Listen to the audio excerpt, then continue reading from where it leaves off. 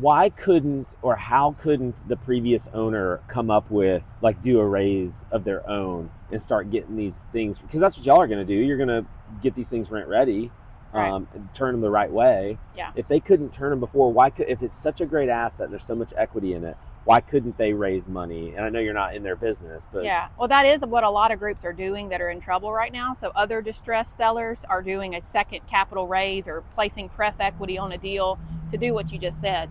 In this case, they didn't have time because their debt was coming due. So it takes a lot of time to put together a package to go raise money, then time to raise that money, then time to mobilize on the renovations. The problem was before they could do all that, plus actually bring occupancy up, they would have been foreclosed on. So they were really in a situation where they either chose to sell to us or be foreclosed on. Now, a year ago, they could have absolutely did what you said, but they thought they were getting out close to break even when they were under contract for 20.5. And you know, these things, they take usually about 3 months to close or more. So you would really just have to play out that timeline, and then you'd understand, like, they thought they were good. They paid 20.7 million. They were going to sell for 20.5. They would have lost some money, but they probably would have made money because they're getting rents all this time too.